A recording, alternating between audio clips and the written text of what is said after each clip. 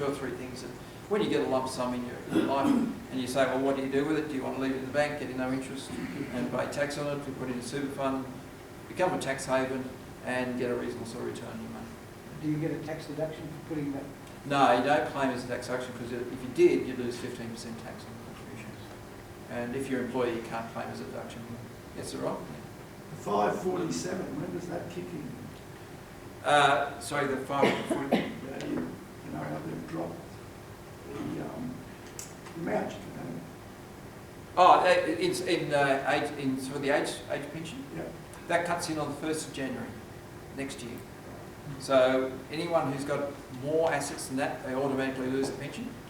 But there's only a couple of strategies if you want to try to get below that. One is you can spend money in your house. Two, you can travel, or you can give $10,000 to your children.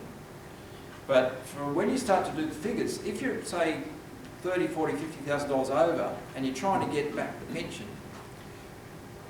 if you spend $50,000, let's say, you've lost $50,000 of your investment. And when you start to do the figures, it's not really much point in doing it because inevitably you're going to have less income because you've got less assets. You might only get $10 or $20 worth of age pension and the card, but you're trying to, just to get the age pension doesn't actually often work because you're not really going to get your total income's not going to be any better. Eventually they'll hit the home, won't they? My guess, they won't hit the home, look at your unimproved capital value of your land, because that's an easy thing to assess. Every ratepayer in Australia has to have their unimproved capital value listed on their property. You don't have to have valuers going and running around. You can work out that pretty easily. But it's not only that, it's not just the age pension. I think there will eventually be a tax on land in Australia, because that's the easiest way to raise taxes probably from the future will be to tax land, because there hasn't been a tax on, there's really no tax on land, and most people who are the wealthy ones will be paying more tax than the poorer ones, so because your land value will be less. It also indirectly will change the structural adjustment in the way people live. A lot of people won't move out of their homes. They're in quite nice homes, they've got 3 or 4 bedroom homes, the kids are left home, they're on age pension. They usually won't change the home because of the high costs of selling and rebuying. Because it costs you about 4% to sell a house and 4% to buy. It ends up around at least 30 grand to sell a home just from transaction costs. We've got one of the highest transaction costs for housing in the world. Now, a lot of countries don't have stamp duty, which is a big cost to buy. And that's really where the transaction costs are really much higher than the rest of the world. So if they abandon stamp duties, which they do in the ACT, they're going to phase it out over 20 years. Phase out stamp duty and just apply a tax on the land values. You then would change for state governments particularly, would change their revenues to be more consistent, because land values generally go up slowly. And secondly, you're taxing people who are the wealthiest, which are the people living in $20 million homes on the harbour. Well, they're going to pay more tax than the guy out of Penrith. So it's fairly equitable. And the third thing is it helps state governments, because state revenues go up when the boom year, when everyone's selling the house, and then the next year it crashes because there's not the stamp duties coming in. So it's a very unreliable tax for state governments. And they've only been lucky because in the last, say, 25 years, we haven't had a recession. But in a recession, you get a double whammy. People are not selling their homes, and generally they're not getting much revenue in. So in recessionary times, the revenue in stamp duties really falls away. So that's the general thinking that a lot of state governments will probably have to go back to a land tax. ACT is already going there. We're just going to take 20 years to get there, but I think that that's where the new taxation will hit, because it means that a lot of people who are wealthy and sitting on a home, they get that effectively there's a taxation on your house. Now, instead of making a capital gains tax on your house, it's a stealthier way of doing it. It's more even revenue, and it's another way of giving the states a more even revenue base. It helps them the first time buyer. Yeah, it can help for this, because that's the biggest cost, going into a house, that's right. And the ACT, you probably know that you can actually paid it over 5 years. They've got basically a loan scheme where you pay your stamp duty over 5 years, but it's still a big burden. That's right. Even the ACT, it's still, even though it's been in, I think, 5 years, I think they've had this transition where they're actually reducing the stamp duties each year, but it's still quite high. Russell, for people who are familiar with sums and they've put in more than 500,000 since 2007, are they going to be obliged to take it out? No, I don't think they are.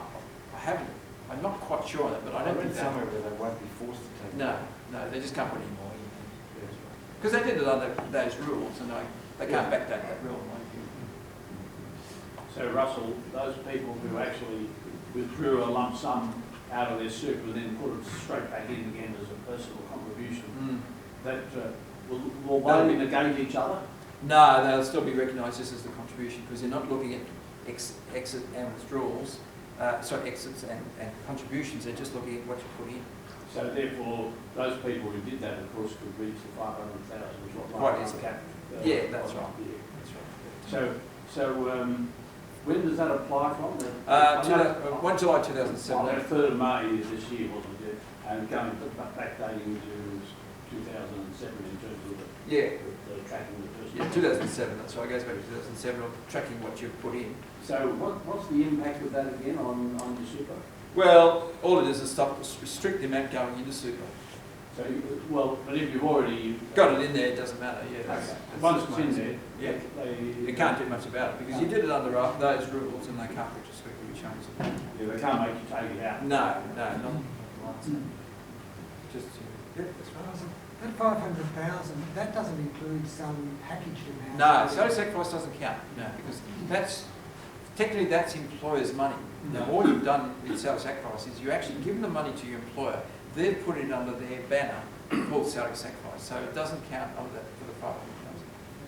I was just wondering, with your own contribution since 1 July 2007, if it's from salary, it'd be quite difficult for yourself to go back 9 years to find out what contributions you put in 9 years ago. Yeah, that's let alone good. how the tax office would know that, because it doesn't show up on a group certificate. It does.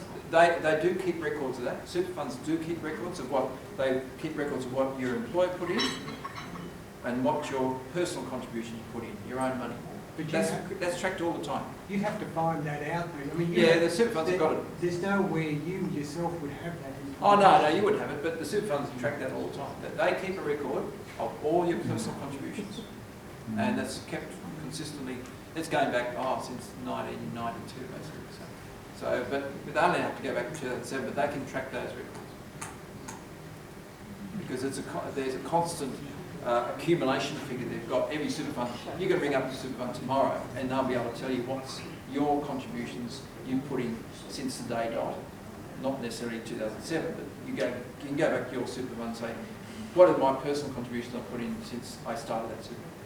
ComSuper will have a lot of requests. Yes, that's right. They'll have no, there's Jim? Yeah, I was just thinking last night on Q&A, the bloke who was representing the industry people, It's in super funds here. he said that if they had a land tax, I think he said 5% of unimproved capital value, Yeah. would bring in $200 billion a year.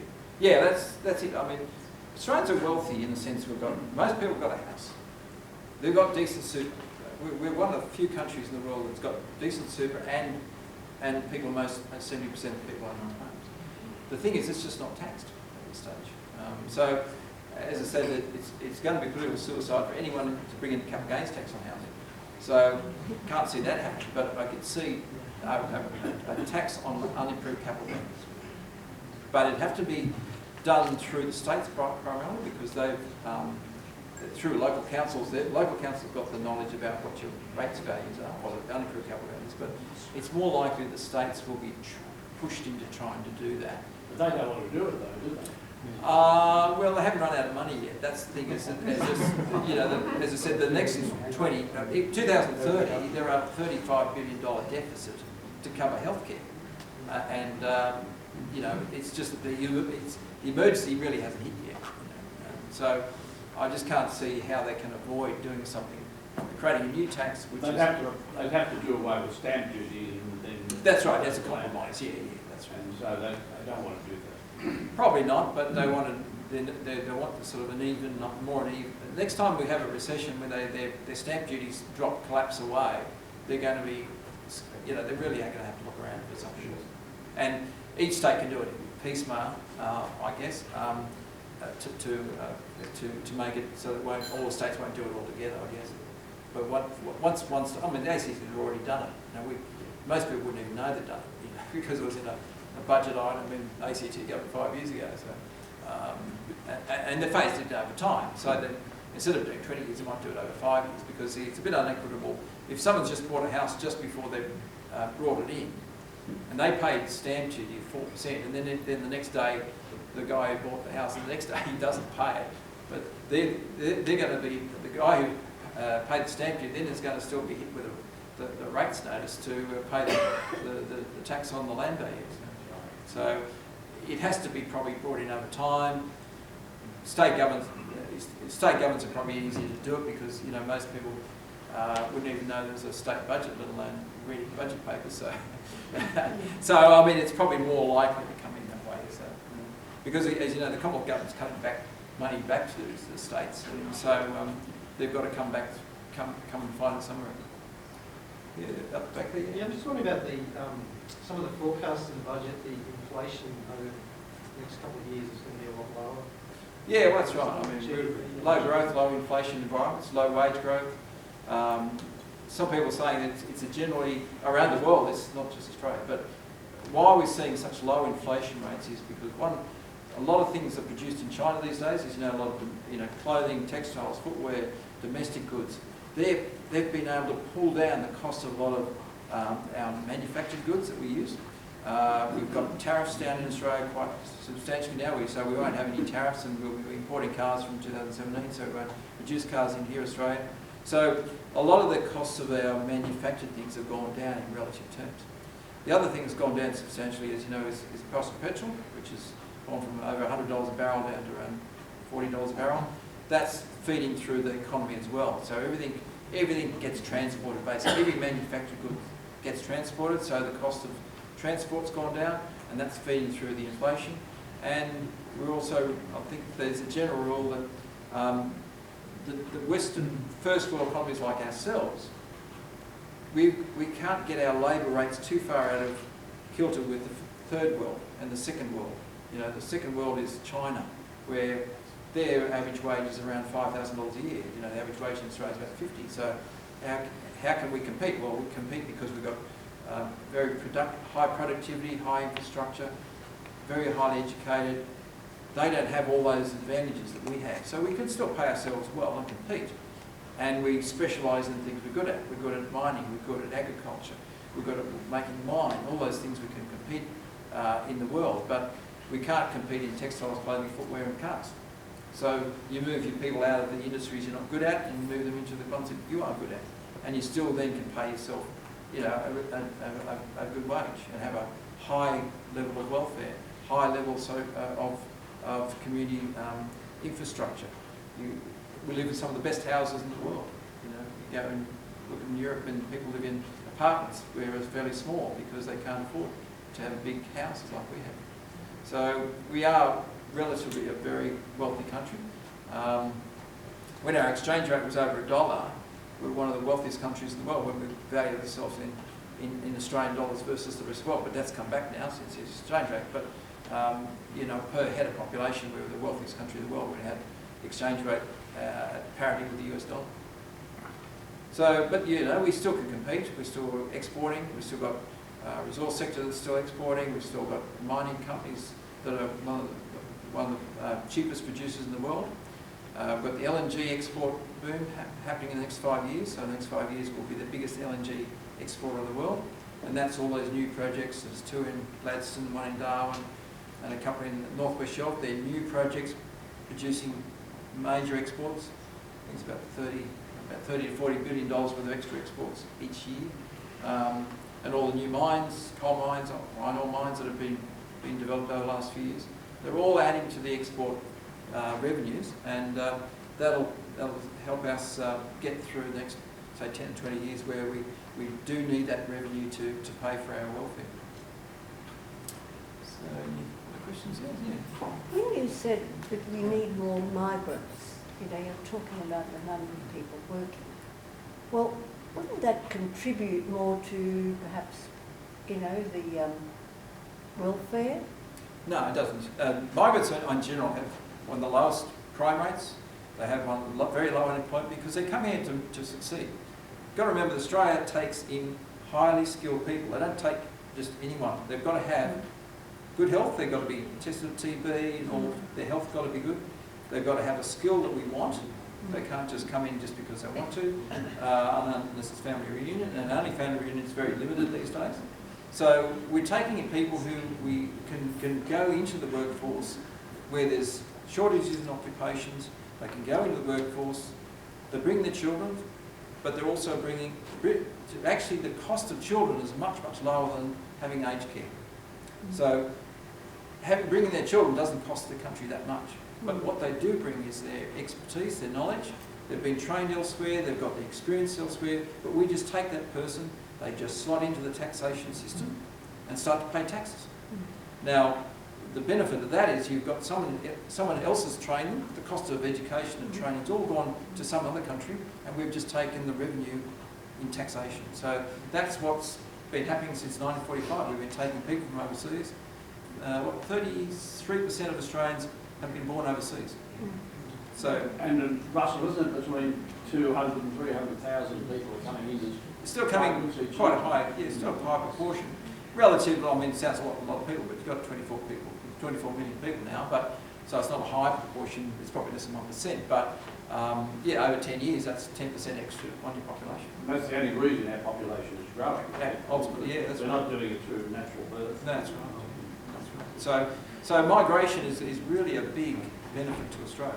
We've used it since 1945. So it's one of the things that really has kept Australia growing for a start, but also it's added a lot in new skills and technology to Australia because people have come here with lots of skills. Is there any other questions here? So everyone's happy, not paying too much tax, so we'll go home, not to worry. So yeah, thanks for coming. But yeah, as I said, it's a budget where it's an election budget. Obviously, you can guess from what they've done. They've really only hit the people in the top 2 or 3% in Australians are being affected. Most people are not affected, and it's really just the election budget to make people not too unhappy. So thanks for all coming.